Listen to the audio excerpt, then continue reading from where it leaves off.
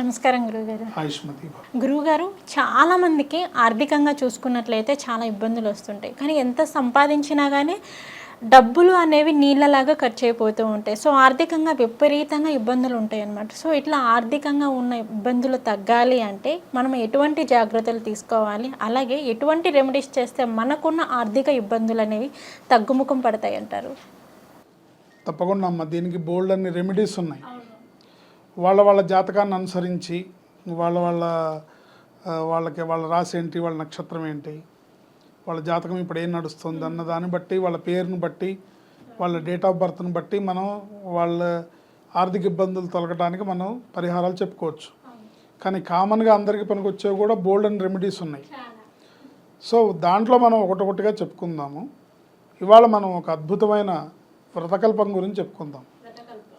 ఆర్థిక ఇబ్బందుల నుంచి బయటపడడానికి శ్రీ వెంకటేశ్వర స్వామి వారి వ్రతకల్పం, సత్యనారాయణ స్వామి వ్రతంలాగా. సో మనకు కూడా శ్రీ వెంకటేశ్వర స్వామి వారి వ్రతకల్పం. ఓకే, దీన్ని ఎవరైనా చేసుకోవచ్చు. సత్యనారాయణ స్వామి వ్రతం ఎట్లా అయితే అందరూ చేసుకోవచ్చు. దాంట్లో ఎట్లా అయితే 5 కథలు ఉంటాయి. సో కథకి కొబ్బరికాయ కొడతారు. ఎట్లా ప్రొసీజర్ అంతా కూడా అదే ప్రొసీజర్లో చేసుకోవచ్చు. సో దానికి ఎటువంటి ప్రొసీజర్ ఉంటుందో సో దీనికి కూడా అలాంటి ప్రొసీజర్ అదే ప్రొసీజర్. బట్ అక్కడ సత్యనారాయణ స్వామి పేరు చెప్తాం, ఇక్కడ వెంకటేశ్వర స్వామి పేరు చెప్తాం. అక్కడ సత్యనారాయణ స్వామి వారి ఫోటో పెడతాం, ఇక్కడ వెంకటేశ్వర స్వామి ఫోటో పెడతాం. సో వడ్డీ కాసుల వాడు కాబట్టి సో ఖచ్చితంగా. సో ఆ వెంకటేశ్వర స్వామిని మన్ని అంటే విపరీతమైన కష్టాలు, చెప్పుకోలేని కష్టాలు, నానా రకాల కష్టాలు పడుతున్న వాళ్ళందరూ కూడా ఎవరిని ఆశ్రయించాలంటే ఈ కలియుగ దైవమైన వెంకటేశ్వర స్వామిని ఆశ్రయించడమే ఉత్తమమైన మార్గం. అంటే మన జాతకం చూసి స్పెసిఫిక్గా ఈ కారణంతో మనకి ఇబ్బంది వస్తుంది అన్నప్పుడు దానికి రెమెడీ చేసుకోవడం ఒక పద్ధతి.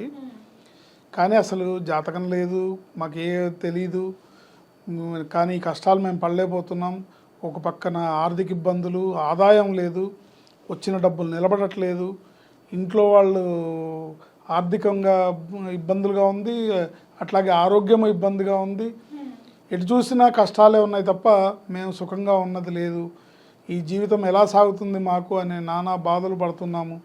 ఈ బాధలు మా గోడు, మా మొర ఏ దేవుడు వింటాడు, ఏ దేవుడు మనల్ని రక్షిస్తాడు అంటే వెంకటేశ్వర స్వామిని, ఆయన పాదాలను ఆశ్రయించాలి. సో శ్రీ వెంకటేశ్వర స్వామి వ్రతకల్పం అని ఉంటుంది. ఈ వ్రతకల్పం మీకు బుక్స్ కావాలంటే నేను ఎవరికైనా ఆసక్తి ఉన్న వాళ్ళకి నేను ఉచితంగా ఇస్తాను. ఓకే, మీ భక్తి సమాచారం ప్రేక్షకులు మీ ఆఫీస్కి వచ్చి తీసుకున్నా మీకు ఆయన అందజేస్తాను, నేను బుక్స్ ఇస్తాను. దీంట్లో 5 రకాల కథలు ఉంటాయి. పూజా విధానం ఉంటుంది, మండపారాధన, పూజా విధానం. సత్యనారాయణ స్వామి వ్రతకల్పం ఎలా ఉంటుందో అలాగే ఉంటుంది. కాకపోతే దీన్ని మనం ఒక శుక్రవారం నాడు వెంకటేశ్వర స్వామి దీపారాధన అని ఒకటి దీపారాధన చేయాలి. వెంకటేశ్వర స్వామి దీపారాధన అని పూజా గదిలో పసుపుతో రౌండ్గా వేసి నామం పెట్టి చేస్తారు. చూసావా ఎప్పుడన్నా? పసుపుతో వేసి కుంకంతో నామం పెట్టి అక్కడ దీపారాధన చేస్తాం.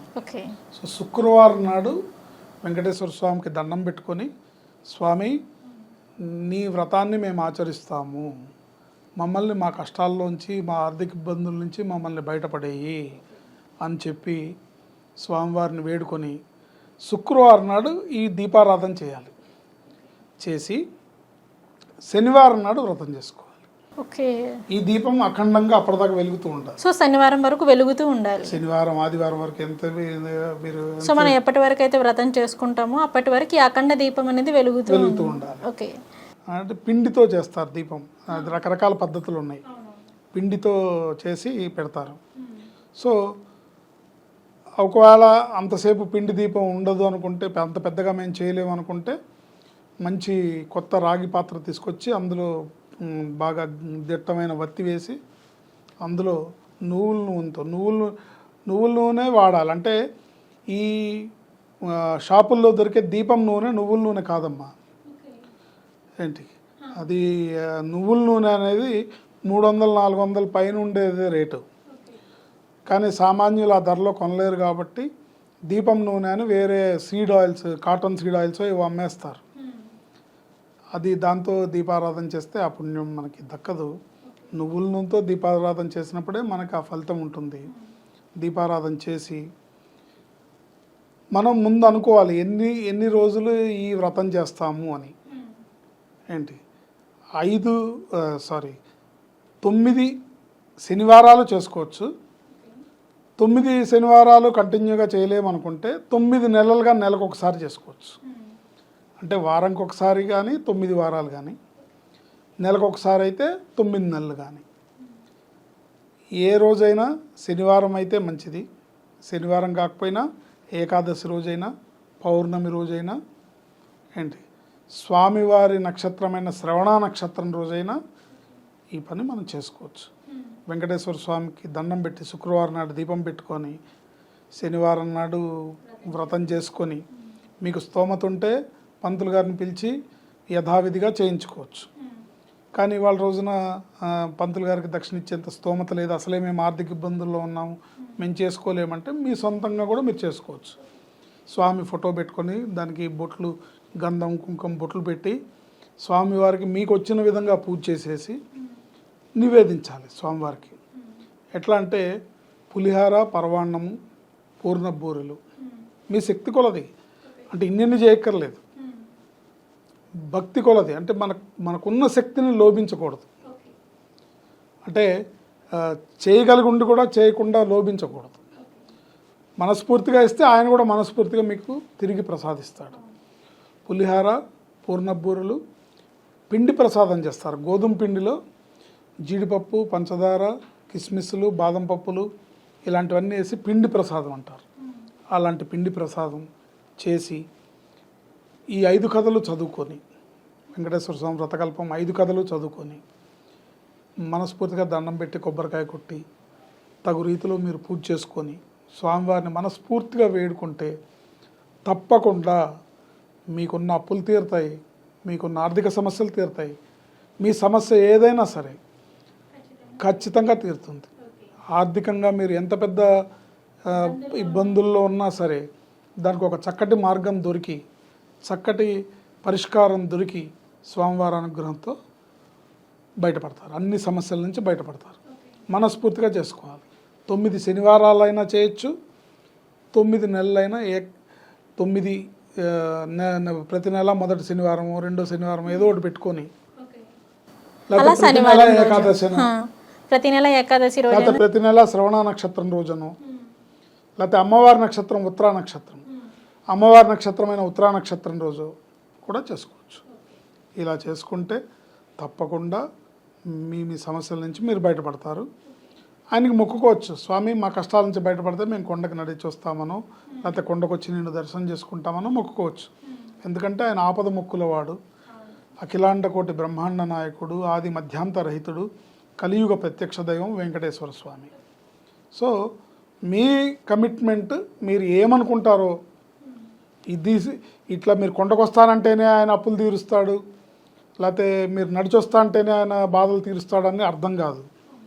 మీరు మనస్ఫూర్తిగా మీరు ఏమనుకుంటారో అది అనుకున్న మాటని తూచా తప్పకుండా నెరవేరిస్తే తప్పకుండా ఆయన అనుగ్రహంతో మీరు అప్పుల్లోంచి బయటపడతారు, అనేక రకాల సమస్యల నుంచి బయటపడతారు. ఓకే గురువుగారు, ఆర్థికంగా మనకున్న ఇబ్బందులు తొలగిపోవాలంటే వెంకటేశ్వర స్వామిని ఏ విధంగా పూజించాలి, అలాగే వెంకటేశ్వర స్వామి వ్రతం అనేది మనం ఏ విధంగా చేయాలి అనే దాని గురించి అయితే మాకు వివరించారు. అలాగే చాలామంది అంటారు గురువుగారు, శనివారం రోజు ఖచ్చితంగా తలస్నానం చేసి వెంకటేశ్వర స్వామికి దీపం పెట్టాలి అనేసి అంటారు.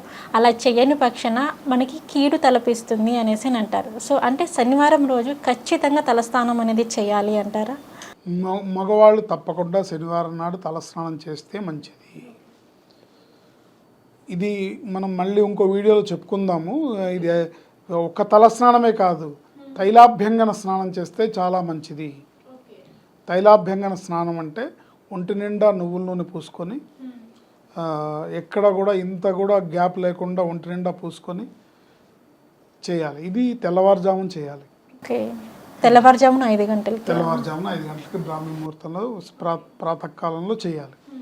చేస్తే అనేక రకాల శని బాధలు, అంటే ఎవరికైనా సరే శని మహర్దశ నడుస్తున్నా, ఏలినాటి శని నడుస్తున్నా, అష్టమ శని నడుస్తున్నా, అర్ధాష్టమ శని నడుస్తున్న శని భగవానుడు మీ జాతకంలో ఇబ్బందులు పెట్టే స్థానంలో ఉన్న, ఎటువంటి రోగ స్థానంలో ఉన్న, ఎటువంటి బాధల నుంచి అయినా బయటపడవచ్చు. ఆయన అనుగ్రహాన్ని పొందాలంటే వెంకటేశ్వర స్వామి దర్శించుకోవడం, శనివారం నాడు నియమనిష్టలతో ఉండటం, శనివారం నాడు ఒంటిపూట భోంచేసి స్వామిని మనస్ఫూర్తిగా అర్చించి పూజించినట్టయితే తప్పకుండా మీ కష్టాల్లోంచి మీరు బయటకు వస్తారు, అన్నిట్లోంచి బయటపడతారు. ఓకే గురువుగారు, శనివారం రోజు తలస్నానం ఖచ్చితంగా చేయాలా అనే దాని గురించి అయితే మాకు ఇంకా నెక్స్ట్ వీడియోలో తెలియజేస్తా అని చెప్పారు. కానీ ఆర్థికంగా ఇబ్బందులు ఉన్నవాళ్ళు, సో ఆర్థికంగా ఉన్న ఇబ్బందులు తొలగిపోవాలి అంటే వెంకటేశ్వర స్వామిని ఏ విధంగా పూజించాలి, అలాగే వెంకటేశ్వర స్వామి వ్రత కల్పన అనే వ్రతాన్ని ఏ విధంగా చేయాలి అనే దాని గురించి అయితే మాకు వివరించారు. ధన్యవాదాలు గురువుగారు. ధన్యవాదాలు.